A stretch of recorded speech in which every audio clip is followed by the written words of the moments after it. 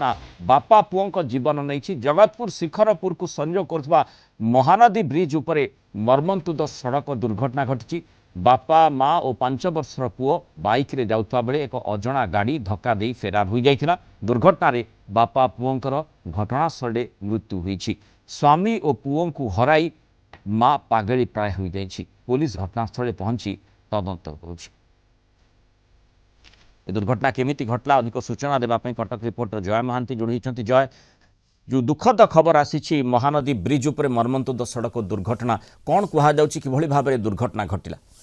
देखो मुरली गोटे बहुत बड़ दुखद मर्मन्तुद सड़क दुर्घटना आज किसी समय तले आम घटी अध घंटा रु 1 घंटा भितर घटना घटी घटना स्थल ही जी युवक अच्छा जड़े गोटे 5 वर्ष बयसर पुओ बोली जहाँ बर्तमान सूचना मिलूँ 2 जनकर घटना स्थल ही मृत्यु घटी बहुत जोरे कौन अजणा गाड़ी हिट करी। तेबे से गाड़ी 4 चकिया गाड़ी कि 10 चकिया भारी जान से कथा स्पष्ट होना। से गाड़ी को स्ट्रेस करने कमिशनरेट पुलिस लगी घटनास्थल जगतपुर थाना पुलिस पहुंची से रास्ता पूरा ब्लॉक हो रहा अनेक समय धरी जगतपुर महानदी शिखरपुर को संयोग कर महानदी ब्रिज कालिया बजार पाखापाखि अंचल से जो परिवार अच्छी बापा माँ 5 वर्षर छुआ से माने केन्द्रापड़ारू आसुले भुवनेश्वर आड़ को जाऊले बोली जहाँ बर्तमान सुधा सूचना मिली। से समय गोटे गाड़ी आसिक धक्का देइथिला एते जोरे धक्का देइथिला घटना स्थल ही 2 जनकर मृत्यु घटी। छिटिकी पड़ीथिला पूरा परिवार बाप गोटे जगह माँ गोटे जगह छुआ गोटे जगह से गाड़ी धक्का देकी फेरार हो जाइए। स्थानीय लोक मैंने सेठी तापरे पुलिस को खबर देइथिले एम्बुलेंस को खबर दिया एससीबी रे एबे 2 जनकर मृतदेह अच्छी।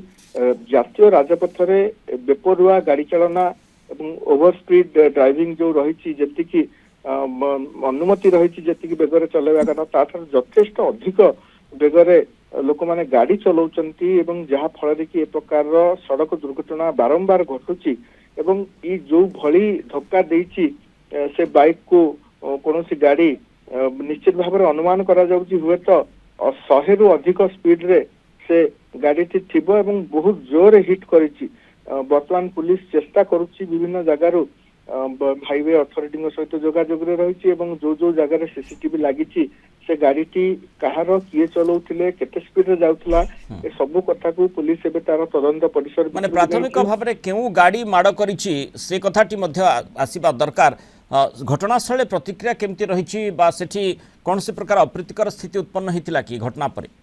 देखो सेठी जहाँ दृश्य थिला धैर्य हरेला भली दृश्य थिला एवं विजुअल भी जहाँ आपण देखुथिबे जो भली भाव में किए कोठी पड़ी तार किसी ठिकाना नहीं संपूर्ण भाव में अंचल रक्ताक्त हो जाइछि घटना स्थल ही 2 जन तांकर जीवन हारिले। एते जोर ए दुर्घटना थिला स्थानीय लोक भितर किसी लोक दृश्य को देखिकी से सहजरे ग्रहण कर पार नथिले। किछि साहसी लोक मन को दंभ करिकी पाखक जाइथिले सेमानकु रास्ता कड़ को आनिथिले गाड़ी को साइड करथिले पुलिस को खबर देइथिले एम्बुलेंस को खबर दिया हैथिला तापरे पुलिस उपस्थित रे सेमानकर मृतदेह को निया जाइछि। एससीबी एवं तांकर जे माँ रहिचंती से युवकंकर पत्नी जे रहिचंती तांको अवस्था मध्य देखिले धैर्य रहिबो नाही जो भली भाबरे से तांको आखि आगे 2टा जीवन चली गला। अति सांघातिक दुर्घटना घटी माने द्रुत बेगरे